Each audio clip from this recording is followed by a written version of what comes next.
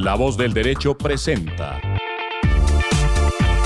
Dialogando con la Ciencia. El lugar donde las leyes se cumplen. Dialogando con la Ciencia. Conduce Leonardo Rodríguez.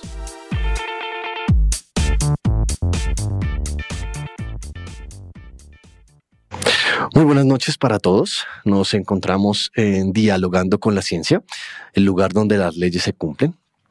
Bienvenidos otra vez más a este programa donde entrevistamos a científicos colombianos que día a día trabajan por un mundo mejor en las diferentes áreas de la ciencia, acercándolos a ellos lo más posible a la cotidianidad y a lo que nos hace más humanos, que es la vida misma. Mi nombre es Leonardo Rodríguez, me dedico también a la ciencia y me encuentran en redes sociales y en Twitter como Leonardo Rods. El día de hoy es un placer presentar en este programa a una gran científica y colega, a la doctora Mariana Medina del Instituto Leibniz desde Dresden, Alemania. Hoy la doctora Mariana. Doctora Mariana, muy buenas noches. Buenas noches, Leonardo. ¿Cómo estás por allí? ¿Qué tal está el clima por allí? Bien, todavía estamos en el invierno, pasando un poco de frío, pero bien. Bueno, doctora Mariana, vamos a empezar en materia, vamos a empezar entonces a trabajar. Y lo primero que a mí me gustaría saber es ¿quién es la doctora Mariana Medina? ¿Dónde nació? ¿Dónde creció? ¿Cuáles son sus estudios y cuál es su formación? Bueno, pues yo soy ingeniera mecatrónica de la Universidad de San Buenaventura de Bogotá. Pues desde que estaba en la universidad siempre tuve mucha inquietud por la ciencia, por la investigación. Con mis compañeros intentamos promover muchas actividades en el campo de la nanociencia, nanotecnología y en robótica. Y por esa inquietud quise continuar mis estudios en nanotecnología y en ingeniería biomédica en España, donde hice mi maestría y el doctorado. Y luego, cuando terminé el doctorado, me moví a Dresden, Alemania, como postdoc, y hace 3 años aproximadamente que lidero el grupo de investigación. O sea que sus estudios de posgrado principalmente fueron en Europa. Sí. ¿Qué tal fue esa experiencia? ¿Cómo llegó usted a Barcelona y luego cómo llegó al Instituto Leibniz allí en Dresden? Sí, bueno, la carrera, como lo mencioné, la hice en Bogotá, en la universidad. Nosotros teníamos diferentes grupos de investigación en robótica, en nanotecnología, por la rama IEEE. Sí. Y desde ese entonces, pues, invitábamos muchas personas, científicos, sobre todo de diferentes países, para divulgar la ciencia, porque en ese momento en Colombia todavía no sabíamos qué era la nanociencia y la nanotecnología. Entonces empezamos a promover toda esta temática invitando expertos de otros países para que nos compartieran un poco de su experiencia. Sí. Luego, cuando terminé la carrera, tuve la oportunidad de continuar como profesora en la universidad alrededor de 5 años, y durante ese tiempo pues seguía teniendo interacción con esas personas en este campo de investigación. Y de hecho, Leonardo fue una de las personas que me motivó a aplicar en el extranjero para poder continuar mis estudios de maestría y de doctorado. Entonces, bueno, siguiendo sus consejos y también con el apoyo de muchas personas, tuve la oportunidad de viajar a Barcelona y hacer una pequeña estancia de investigación como parte de mi proyecto que venía realizando en la Universidad Nacional en el programa de maestría en ingeniería biomédica.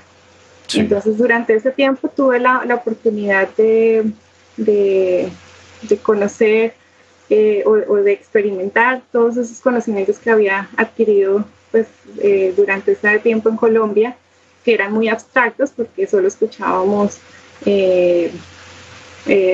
información que parecía de ciencia ficción, pero ya estando allí y viendo los laboratorios, ya pude empezar a experimentar con nuevos materiales y hacer dispositivos ya físicamente, y pues eso me abrió muchas más oportunidades que después pude aprovechar para continuar con el doctorado. Bueno, Mariana, pues primero me halagas. Muchas gracias por ese comentario. La verdad, desde que te conozco, creo que has sido una de las personas que también más ha influenciado mi vida científica, y pues un halago el que me haces. Como segundo lugar, pues es un honor que estés por allí representando a todo un país. Y como tercer lugar, vamos a entrar en materia, Mariana. Vamos a entrar en materia y hablar un poquito de nanociencia. Pero antes de hablar de nanociencia, este es un programa, Mariana, de ciencia, y esta es una emisora de leyes. Entonces, a mí me encantaría, y a la audiencia nos encantaría, que nos hablaras un poco de las leyes que rigen la ciencia de la nanotecnología. ¿Cuáles son esas leyes que la rigen? Bueno, si hablamos de las leyes físicas, sí, a la nanoscala sabemos que las leyes de Newton no aplican, y de hecho hay muchas teorías de la mecánica cuántica que intentan describir el movimiento de las nanopartículas o de átomos a esa escala, y pues hay muchas leyes que pueden influenciar desde la química, desde la biología, desde la física, y dependiendo de la aplicación también que se le da, pues hay leyes que rigen específicamente. Por ejemplo, si usamos partículas con propiedades ópticas, entonces ya entra toda la óptica cuántica a jugar ahí el papel, sino en las leyes del electromagnetismo, o si utilizamos las partículas como vectores para liberar fármacos, entonces tenemos que ver cómo se mueven a esa escala, porque ellas se mueven por difusión y no por fuerzas externas. O sea que, doctora Mariana, son varias áreas. O sea, dentro de la nanotecnología estamos hablando de que tenemos una infinidad de áreas específicas que se aplican de acuerdo, pues, a lo que se vaya a hacer o a lo que se vaya a desarrollar. Sí, de hecho, pues los nanomateriales se vienen utilizando en diferentes aplicaciones, como por ejemplo envolturas en alimentos o recubrimientos de materiales para hacerlos repelentes al agua, sí, o a ciertas moléculas, o por ejemplo cremas solares que ya tienen partículas metálicas que absorben la luz ultravioleta para proteger la piel de los rayos ultravioleta. O podemos ver ya un sinfín de aplicaciones en donde se explotan las propiedades ópticas, mecánicas, magnéticas, eléctricas de las nanopartículas, o de los nanomateriales en general. Y bueno, para ir yéndonos un poquito y ir entrando en materia más fuerte, ¿cómo se manipulan los átomos a esa escala? Estamos hablando de una escala nano y hay una manipulación de átomos. ¿Cómo el ser humano puede llegar a manipular esa escala? ¿Cómo se hace esa manipulación? Sí, pues hay diferentes, de hecho hay dos formas de manipular la materia, digamos, para obtener nanoestructuras, y una es llamada top-down y la otra bottom-up, como de arriba hacia abajo, como quitando material hasta llegar a geometrías con unos pocos nanómetros, o lo contrario, que es por autoensamblado de átomos y moléculas. Entonces, pues hay diferentes métodos, de técnicas de litografía se llama litografía por electrones, o manipulación de átomos con el microscopio de escaneo de túnel, que se dice en español. Sí. Y de hecho, desde el año pasado, si no estoy mal, hay una competencia de nanocars, como estructuras que se pueden mover y son hechas manipulando átomos para formar una pequeña molécula que es capaz de moverse a esa escala. Entonces, sí, o sea, ya hay nuevas tecnologías que permiten hacer la manipulación, fabricación de diferentes dispositivos a través de métodos macroscópicos o de procesos químicos o biológicos que permiten el autoensamblado de los mismos.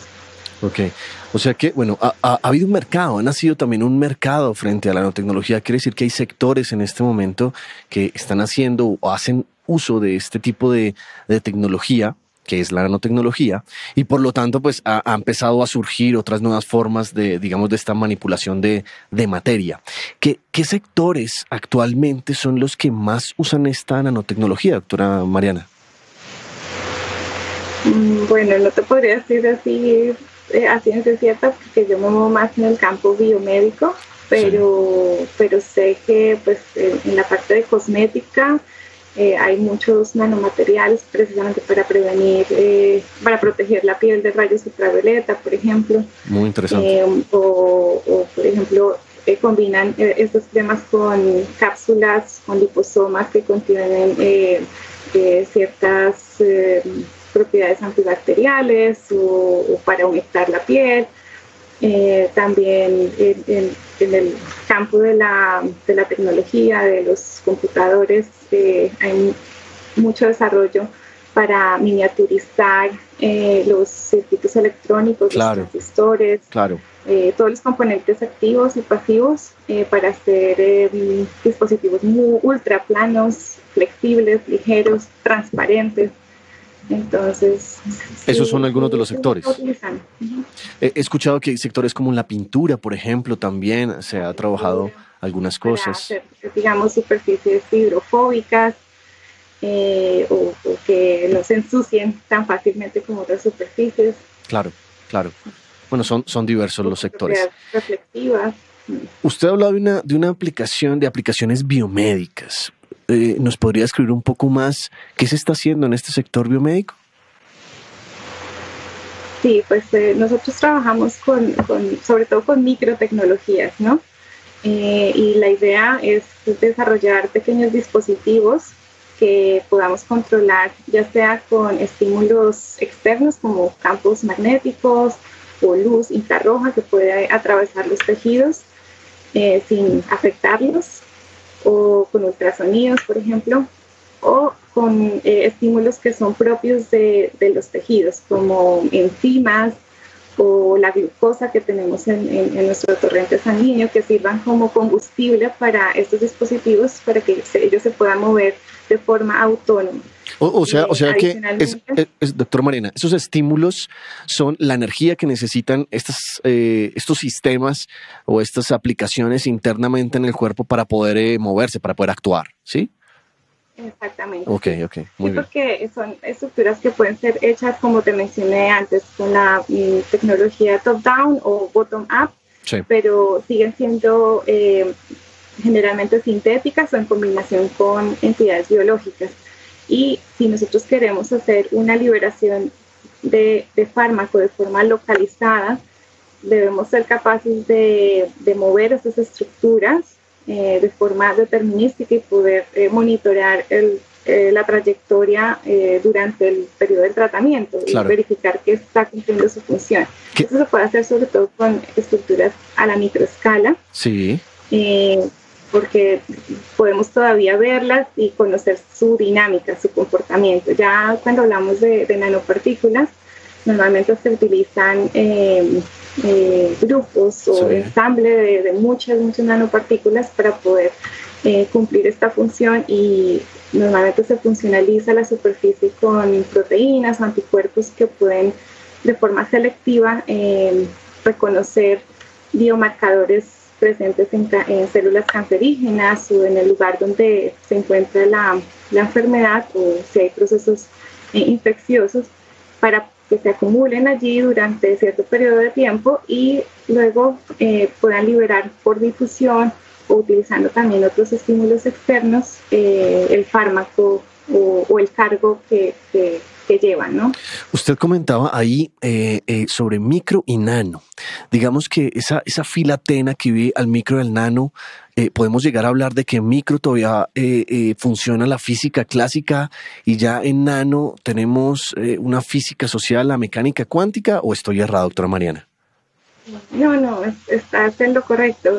Lo único que en la microescala pues siguen rigiendo las leyes de Newton, sí, pero hay que tener en cuenta que a esta escala las fuerzas viscosas son más dominantes que las fuerzas inerciales. Okay. Entonces ya hay que considerar otros efectos como fuerzas de fricción, tensión superficial, Entonces, a la hora de diseñar uno de estos dispositivos, hay que pensar que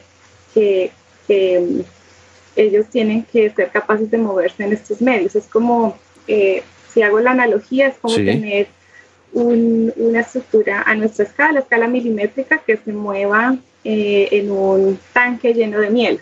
Claro. Entonces, no es tan trivial, no es simplemente escalar las leyes para poder diseñar estructuras que se mueven normalmente a escala macroscópica, sino que hay otras fuerzas también involucradas que hay que tener en cuenta. Claro, es un diseño de un sistema muy complejo porque trabaja en un ambiente pues demasiado complejo.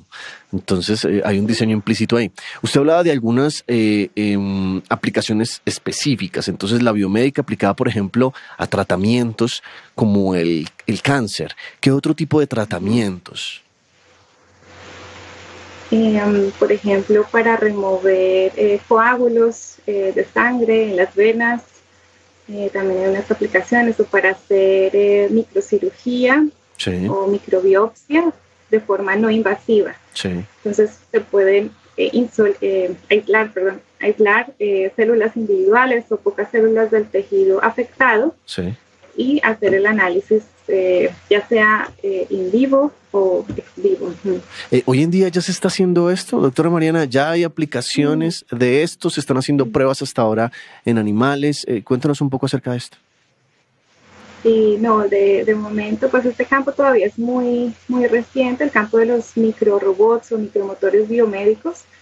Es aproximadamente desde hace 20 años que varios grupos alrededor de todo el mundo han venido trabajando en diferentes aplicaciones y con diferentes métodos de fabricación, diferentes materiales, pero digamos que se pueden aplicar no solamente en el campo biomédico, sino también en el campo ambiental para remover contaminantes en agua. De hecho, si no estoy mal, en Colombia hay algunos trabajos más que nada en este campo de aplicación para ambiental, remover contaminantes en agua. Sí.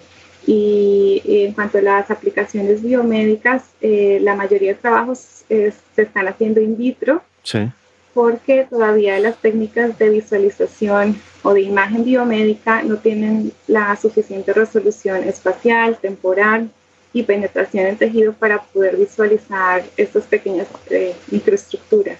Claro. Entonces, pues sí, la mayor parte de los experimentos han sido como demostraciones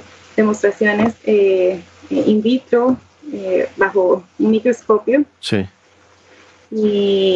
Pero hay esfuerzos que se están haciendo para traer esta tecnología hacia la clínica, y hay pocos grupos que ya han empezado a trabajar con ratones como modelos o tejidos que imitan los tejidos reales. Entonces, lo que se ha podido hacer es inyectar estos micromotores y luego, por ejemplo, hay un caso que estos micromotores pueden moverse hacia gradientes de pH más bajo. Entonces, por ejemplo, se pueden utilizar para tratar infecciones en el estómago. Qué interesante. Y se mueve a través de este gradiente de pH, y a la vez que se va moviendo hacia la zona afectada, se va disolviendo y liberando el fármaco que va a reducir la infección o la inflamación. Doctora Mariana, hablaremos ahorita de micromotores porque me parece un tema súper interesante, pero usted me nombró una palabra clave aquí, y usted siendo colombiana, y es Colombia propia. ¿Usted sabe en Colombia cómo está el tema de estas tecnologías? Si hay universidades que lo estén liderando, de pronto centros de investigación que también estén liderando esto aquí en el país. Pues la verdad no tengo conocimiento 100%, pero de algunos grupos, como el grupo del profesor Johan Osma, de la profesora Alba Ávila en la Universidad de los Andes, el profesor Edgar González en la Javeriana, algún grupo en la Universidad Católica también que están trabajando con micro y nanotecnologías, pero especialmente para recubrimientos o para tratamiento de agua. O para hacer biosensores. Pero qué interesante, sí tenemos en el país aquí gente trabajando en el área, eso me parece muy interesante.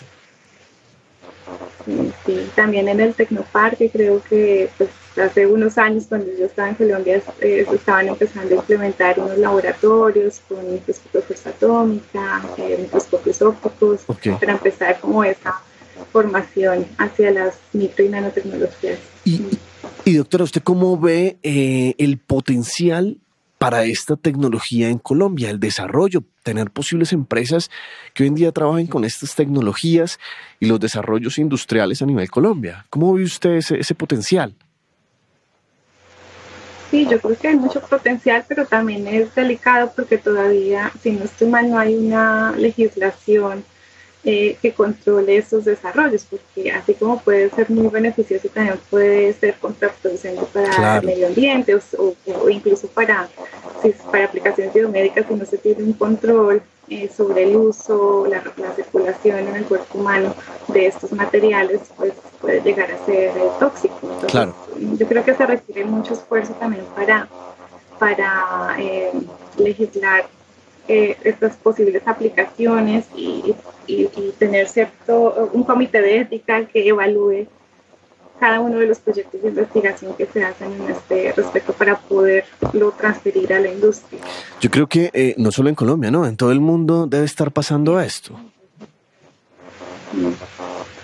O sea, de hecho, hay muy pocos tratamientos o formulaciones con nanopartículas que han sido aprobados por la FDA para tratar el cáncer, y de hecho todavía hay muchos que están en periodo de prueba. Entonces, y eso que pues, en Europa y en Estados Unidos ya desde hace mucho tiempo se está hablando de este tema y se está haciendo muchos esfuerzos para regular el uso de estas nanotecnologías. Pero aún así es muy limitado el tipo de materiales que se han podido implementar en aplicaciones reales. Claro. Yo sé que su doctorado lo realizó en Barcelona, donde trabajó mucho respecto ya a un área específica que es el tema de biosensores, sobre todo para detección de proteínas y contaminantes, si no estoy mal. Cuando hablamos de contaminantes también es de estos temas ambientales, y cuéntenos cómo funciona un biosensor. Todos conocemos, o la mayoría de la gente del común conocen pues que es un sensor, por ejemplo de temperatura, pues sensa la temperatura y nos da una variable para nosotros poder leerla, ya sea analógica o digital. Pero, ¿cómo funciona un biosensor cuando hablamos de nanotecnología? ¿Cómo es el funcionamiento de él? Sí, un biosensor es muy parecido a un sensor, pero digamos que convierte una señal biológica o química en una señal física. Sí. Entonces, esta señal física puede ser, como tú lo mencionaste, puede ser un cambio de temperatura o un cambio en el campo eléctrico o un cambio en las propiedades ópticas del material, que se pueda luego cuantificar, amplificar y leer de forma digital o análoga. Sí. Entonces, y estos biosensores, pues la propiedad es que sobre esta superficie de cualquier de los transductores que he mencionado se inmoviliza un bioreceptor. Puede ser un anticuerpo, una enzima, una molécula, que va a reconocer de forma selectiva el analito, que puede ser un biomarcador expresado por células cancerígenas o en el caso de contaminantes también puede ser un receptor que sea específico a cierta molécula a cierto compuesto orgánico que está contaminando ya sea el aire o el agua. Entonces, luego este sensor se pone en contacto con la muestra real, sí, y este bioreceptor va a reconocer esa molécula de interés que queremos detectar. Sí. Durante este evento de reconocimiento va a haber un cambio en las propiedades del transductor. Supongamos que el transductor es un electrodo, sí, una superficie conductora, y estamos midiendo los cambios en la impedancia o en la resistividad. Entonces, si tenemos más moléculas sobre esta superficie, el paso de los electrones va a estar restringido, entonces vamos a tener un decaimiento en la conductividad del sensor. Aquí no es solo uno, es una serie de átomos que están actuando en el sistema cuando hablamos del biosensor completo. Sí, el biosensor está compuesto por un transductor, que puede ser un electrodo, un transistor, un diodo, una superficie con propiedades ópticas, una superficie magnética,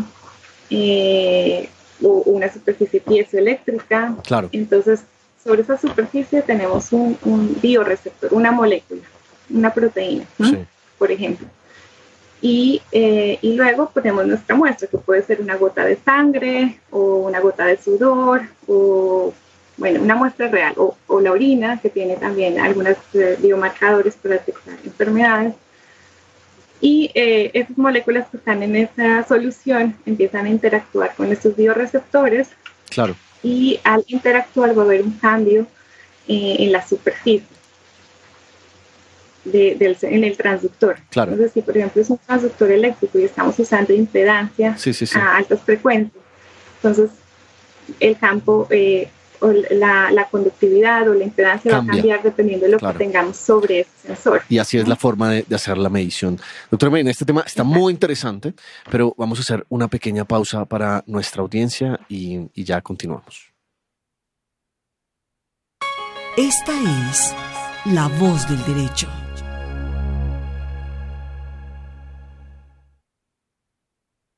Doctora Mariana, seguimos aquí en nuestra conferencia con Dresden, Alemania. Estamos en La Voz del Derecho, en nuestro programa Dialogando con la Ciencia, el lugar donde las leyes se cumplen. Esta noche tenemos a la doctora Mariana Medina hablando aquí de nanotecnología, biosensores y microrobots. Doctora Mariana, sigamos en el tema que estábamos hablando un poco de los biosensores y me contaba un poco acerca de su funcionamiento, cómo son, cómo hacen para funcionar, qué es lo que es un biosensor, y me gustaría saber ahora aplicaciones de estos biosensores, qué se está llevando a cabo, si también, digamos, todavía no se han hecho prácticas a nivel industrial o en este tipo de aplicaciones ambientales y otras sí se está aplicando más. Sí, pues te voy a dar dos ejemplos de biosensores comerciales, como el sensor de glucosa, el glucosímetro. No sé si lo conoces. Es un sistema que mide las reacciones de oxidación y reducción de una enzima. Sí. Y prácticamente el transductor es un electrodo de tres contactos, y en uno de ellos se inmoviliza una enzima que reacciona con la glucosa que tenemos en la sangre. Entonces te da los niveles de glucosa que hay. Esto encaja perfecto con el programa pasado, doctora Mariana, que estuvimos hablando precisamente de páncreas artificial, así que encaja perfecto. Me encanta el ejemplo. O sea que esto ya existe y se está aplicando. Esto ya es un dispositivo que es comercial, lo puedes comprar en las farmacias. Y el otro sensor que es muy común es el test de embarazo. El test de embarazo, donde tú ves si la persona está embarazada, ves 2 líneas rojas o si no una línea roja, ¿no? Por ejemplo. Sí. Entonces, esto es un biosensor que está basado en una membrana de papel, como quien dice, una membrana porosa, donde tú tienes unos anticuerpos que reaccionan con una hormona que está presente en la orina de la mujer y está en mayor cantidad cuando esta persona está embarazada. Sí. Entonces, y de hecho aquí también se utilizan nanopartículas de oro porque tienen propiedades ópticas de plasmón superficial, y a simple vista vemos un color rojo cuando tenemos una acumulación de partículas de oro. Sí. Entonces, si tenemos más de esta hormona en la orina, se va a formar una especie de sándwich, inmunosándwich, que está compuesto por el receptor de la hormona, otro anticuerpo y la partícula de oro. Entonces, si tenemos más cantidad de hormona, vamos a tener más cantidad de partículas de oro. Por lo tanto, el color va a ser más intenso. Mira, ¿sí? qué interesante. O sea que, bueno, para los que nos están escuchando, me preocupa es que vayan a salir a comprar una cantidad de dispositivos de embarazo para sacar el oro que está allí. Sí, pero esos son los ejemplos más comunes. Más comerciales, claro que sí, ¿no? Y es muy interesante saber que cuando... Hay una variedad infinita de aplicaciones de biosensores, pero lamentablemente muchos se han quedado en el laboratorio, Claro. en pruebas de concepto, en artículos científicos, pero o sea, es muy difícil llevarlos a la industria. No, y cuando haya uno comercial como los que estás nombrando ahorita, los dos ejemplos que estás nombrando, pues el boom es gigante, porque, por ejemplo, estos ya son en cualquier farmacia tú lo consigues. Aquí abajo de la emisora, por ejemplo, tenemos una farmacia, puedo bajar y comprar unos cuantos biosensores. Exactamente. Esto me parece impresionante. Mariana, una pregunta. Y es, cuando hablamos de un sensor normal, los sensores normales los alimentamos energéticamente, o sea, les tenemos que dar electricidad para que puedan funcionar. Ahorita explicándome tú el caso, precisamente estos dos ejemplos, la energía es de los propios átomos, o sea, ellos se alimentan de precisamente esa interacción química que hay entre ellos. ¿Estoy o no estoy en lo correcto? Pues en el caso del glucosímetro, sí necesitas una fuente de energía, una batería, porque se debe aplicar una señal de voltaje y medir la corriente resultante de la reacción, ¿no? Sí. En el caso del sensor de embarazo, no se necesita energía externa porque es un sensor colorimétrico, entonces vemos es cualitativo, no es tan cuantitativo. Entonces, al ver un cambio de color, ya sabemos si hay presencia o no de esta hormona. ¿No? Claro. Pero no sabemos exactamente qué cantidad de hormona hay. Okay. Entonces, sí, digamos que este no necesita fuente de energía externa. Y nos da por lo menos una idea de si el analito que estamos midiendo está presente o no. Claro. Bueno, pasando a otro tema, Mariana. Toda máquina normalmente utiliza, como en el cuerpo humano, cuando yo estoy con estudiantes les explico así, y nosotros como humanos pues tenemos los sentidos, que son nuestros sensores, los que nos permiten ver el mundo tal y cual como lo concibimos, y luego tenemos nuestros actuadores, nuestros motores, que son nuestros músculos, nuestras piernas, que nos permiten movernos, nos permiten hablar, comer, etcétera. Y aquí también, en esta tecnología, pues tenemos los famosos micromotores.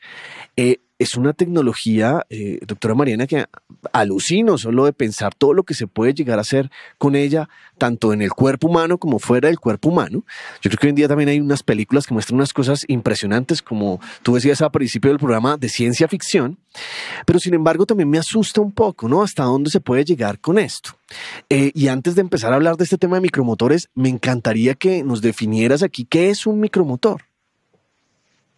Sí, un micromotor es un dispositivo que no está conectado con el ambiente exterior, que puede moverse de forma inalámbrica aplicando campos físicos como el magnetismo o la luz o el sonido, o por estímulos, como lo mencioné antes, propios del organismo, como glucosa o urea que tenemos en el organismo, ¿no? Sí. Y el tamaño de estos puede variar entre 1 y 1000 micras y están pensados para hacer diagnóstico y tratamiento de enfermedades dentro del cuerpo humano. De hecho, digamos que la primera idea fue concebida por un amigo de Richard Feynman, que decía que bueno sería si podemos miniaturizar a los cirujanos y tomarlos como forma de píldora para que ellos hagan su operación dentro del cuerpo sin afectarlo, ¿no? De forma no invasiva. Como el hombre hormiga, una película de Marvel es esto. Sí. De hecho, una de las películas famosas que nosotros usamos para referirnos a este tema es la película del viaje fantástico de 1966, que muestra precisamente eso, una nave que te la inyectan. Está compuesta por médicos, cirujanos, que se miniaturiza al tamaño de las células y se inyecta por el torrente sanguíneo, viaja a través de y llega al lugar del tumor para tratarlo. Y tiene una cantidad de aventuras gigantes por el camino. Sí, ya la recuerdo. Entonces, hablábamos del micromotor. ¿Cómo mantiene la dinámica? ¿Cómo hace para realizar sus movimientos? ¿Cómo puede hacer un movimiento específico que se quiera, que se requiera? Sí, pues tenemos que tener en cuenta que, como lo mencioné antes, la alta escala, las fuerzas viscosas son dominantes. Claro.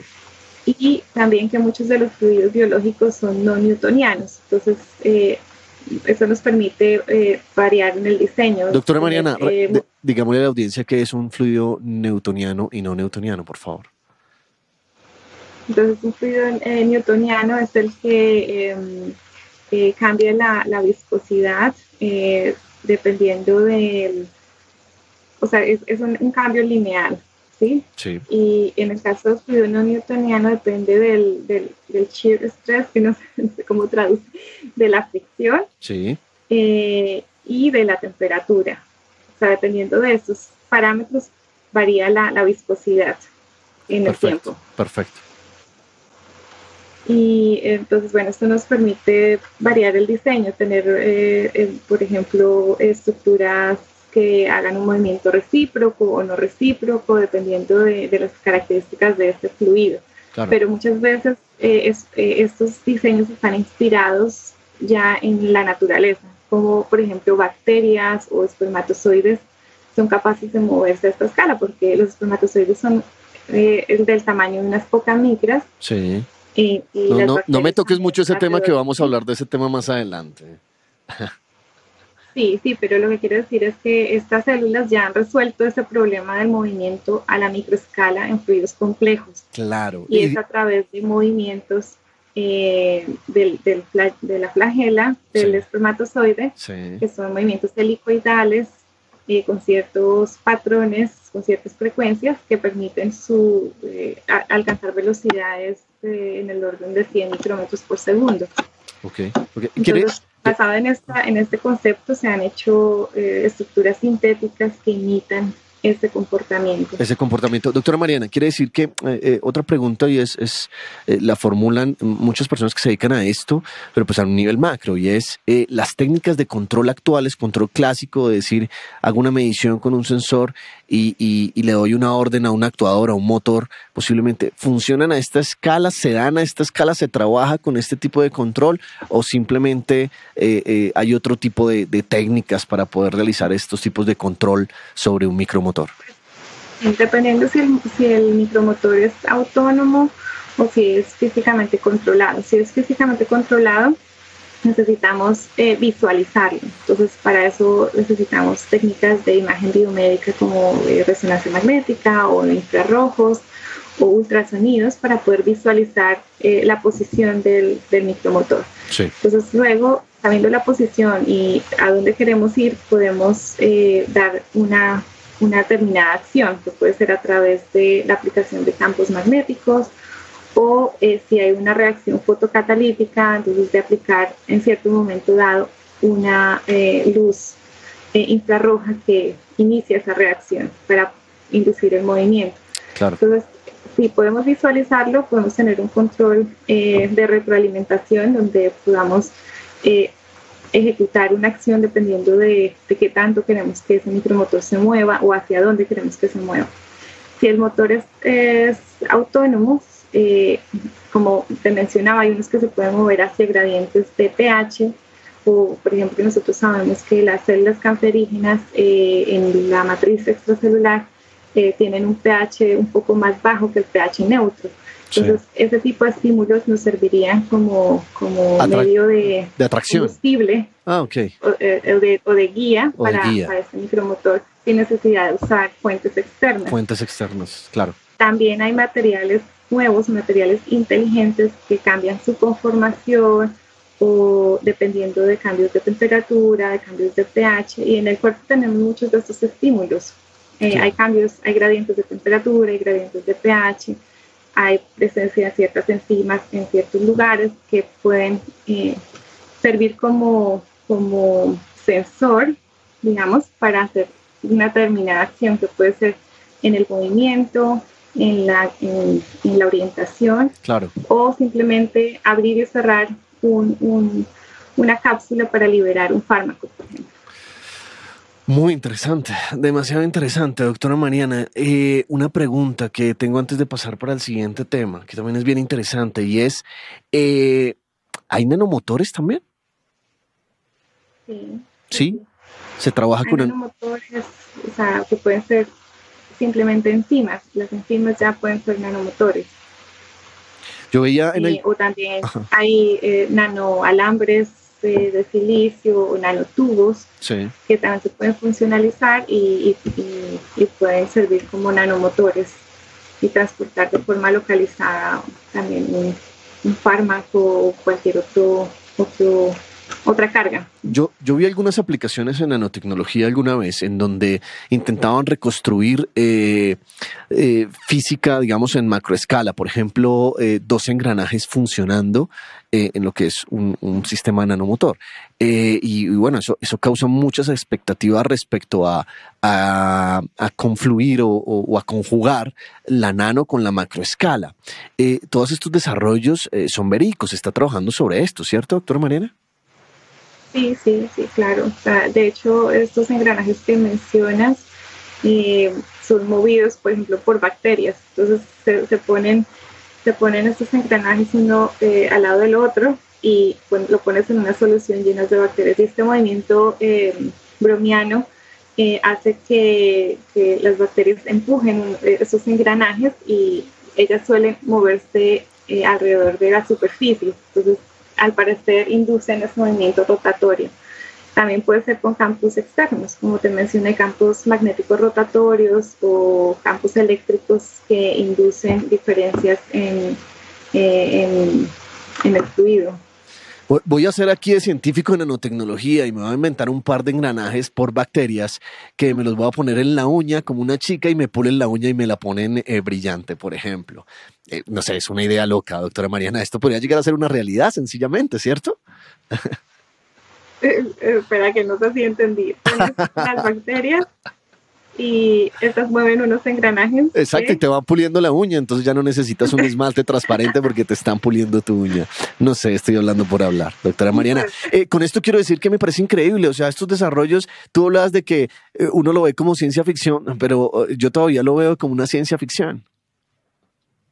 Sí, porque todavía estamos un poco lejos de poderlo aplicar en organismos vivos, ¿no? Hay muchas dificultades técnicas, también, como te decía, de la parte de imagen biomédica, las técnicas actuales todavía no tienen la resolución suficiente para poder visualizar y controlar de forma determinística la posición de estos micromotores.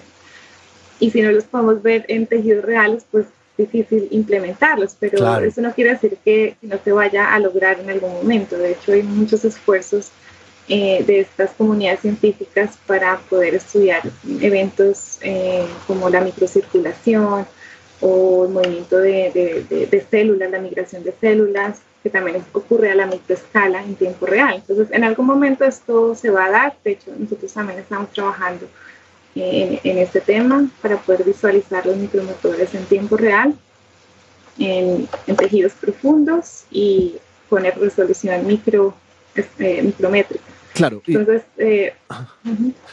que yo supongo que una de las consecuencias que puede ser graves en un futuro es no poder visualizarlo. O sea, precisamente es uno de los riesgos, ¿no? Tú aplicar, con mi ejemplo tonto del tema de la uña y no poder saber qué está pasando ahí, si realmente funciona o está haciendo lo que debe hacer o no. Digamos que es uno de los riesgos mayores que hay en esta tecnología. Sí, porque aunque puedan haber motores más inteligentes, como te decía, que se muevan por el mismo ambiente fisiológico o por las mismas propiedades de la enfermedad, es bueno si podemos controlar la posición o si, por ejemplo, hay un mal funcionamiento, poderlo retirar a tiempo o monitorear procesos que estén involucrados con la presencia de estos materiales. También es importante hacerlos con materiales biodegradables, biocompatibles, claro, con recubrimientos que permitan su larga circulación y que el sistema inmunológico no vaya a rechazarlo. Entonces, hay muchos factores que hay que tener en cuenta y nosotros creemos que así sean inteligentes, autónomos, los microrobots, es importante poderlos visualizar para poder tener mayor control sobre ellos y claro, evitar efectos secundarios. Es cierto, es totalmente cierto. Doctora Mariana, yo estoy anonadado. Hace unos 2 años más o menos salió una noticia del Instituto Leibniz, precisamente, un desarrollo alemán, en el cual sé que usted también ha trabajado, supongo que de la mano de sus superiores, su jefe allí en el instituto. Y la verdad es increíble, y se llama Spermbot.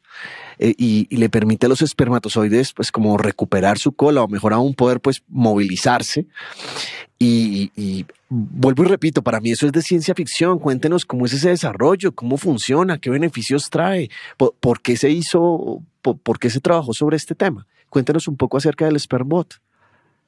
Sí, pues bueno, esto empezó más por iniciativa del director de nuestro instituto, el profesor Oliver Schmidt, porque pues como mencionaba, hace 10, 20 años que empezó todo este desarrollo de los micromotores, y muchos grupos se interesaron por diferentes mecanismos de locomoción y diferentes aplicaciones, y pues digamos que surgió la idea de por qué no hacer algo que esté a la misma escala de los espermatozoides. Entonces, indagando un poco más en este tema de la fertilidad, se encontraron problemas de infertilidad en donde los micromotores podrían ser de ayuda. Entonces, por ejemplo, uno de los problemas de infertilidad masculina es que la cantidad de espermatozoides es muy baja.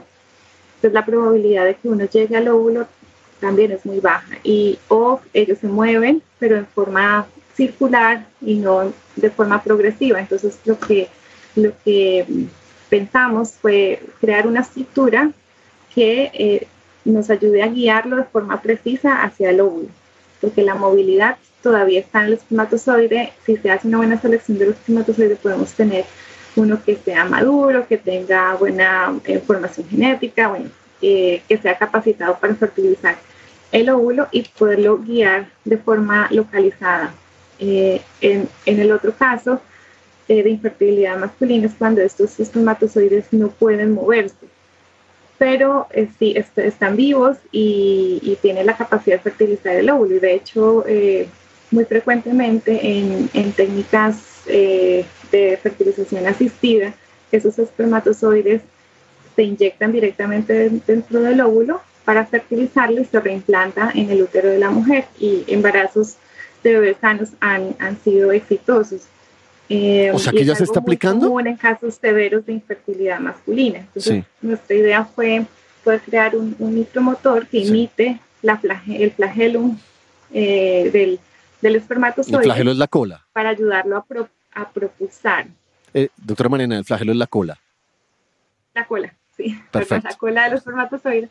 Y a través de campos magnéticos rotatorios, imitar el movimiento helicoidal de la cola y propulsar el espermatozoide hasta el óvulo. Luego, invirtiendo estos campos magnéticos, se puede liberar, y si este micromotor está hecho de un material biodegradable, luego es absorbido por el cuerpo o por el sistema inmunológico.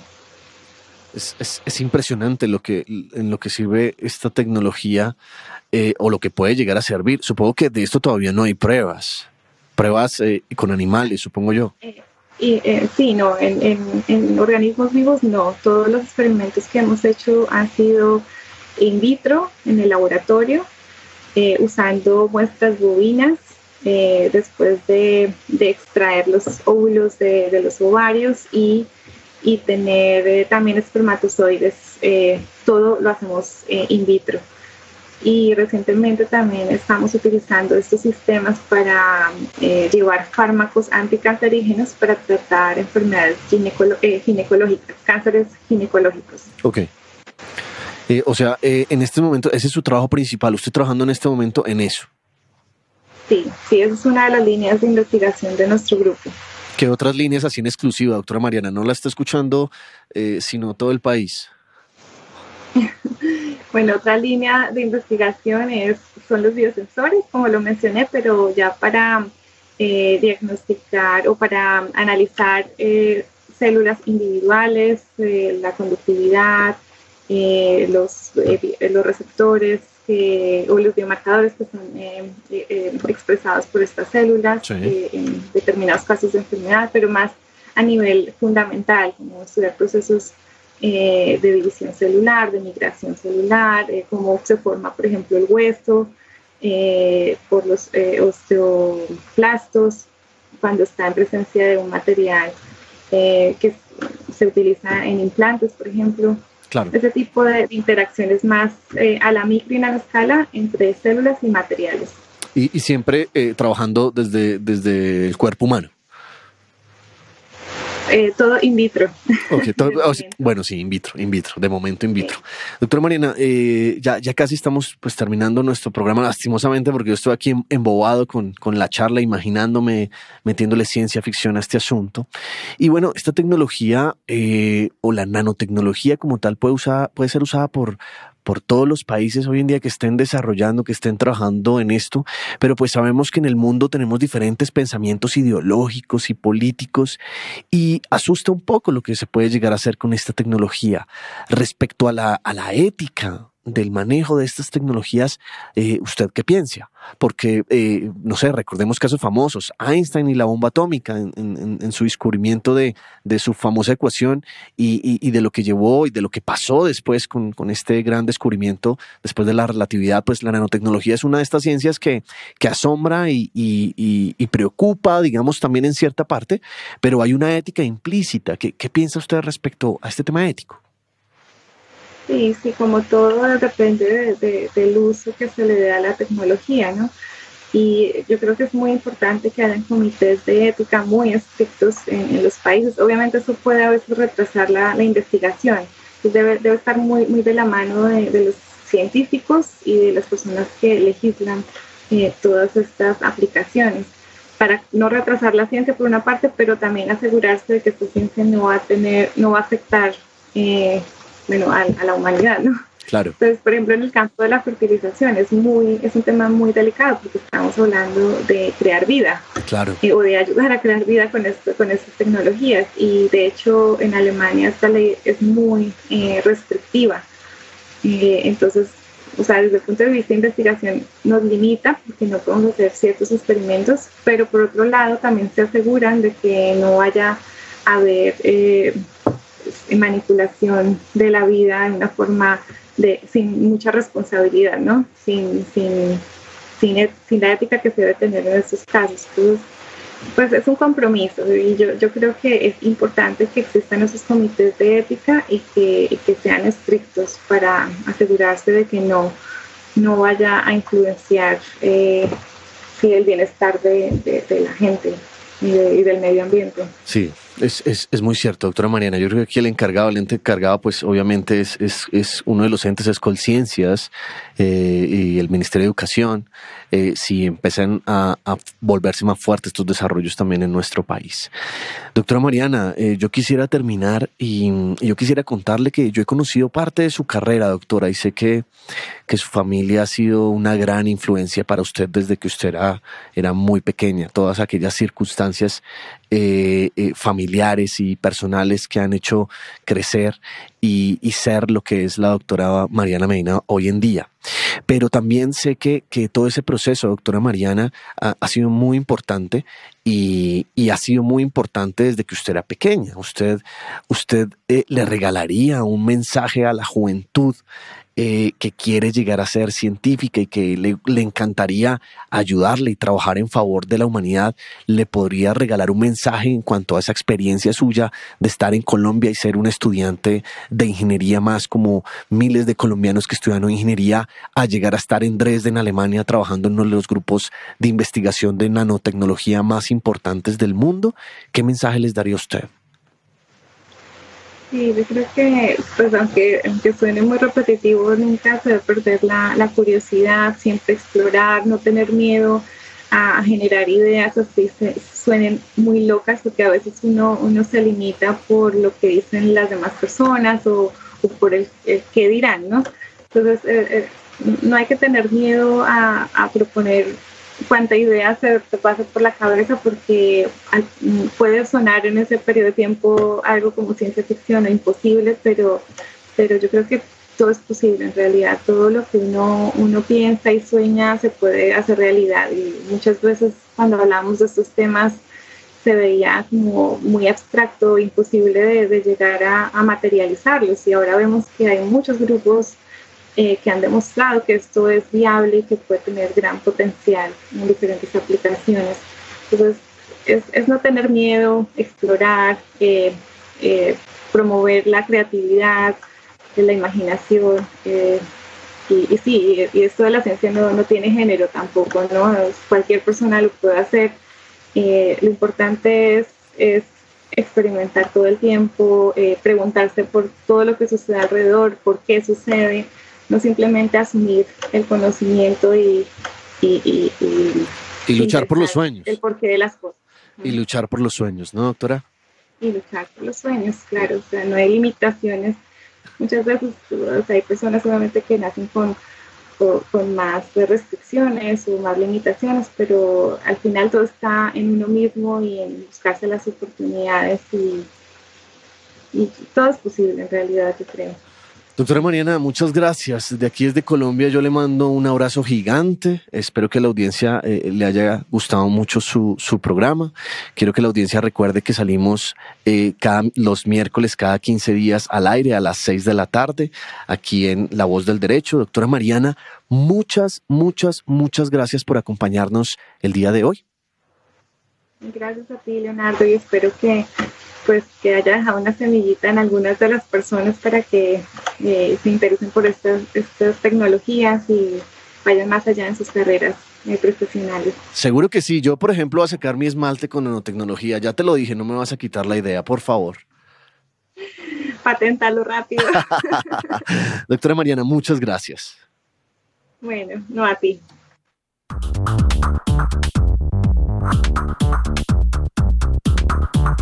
La Voz del Derecho presentó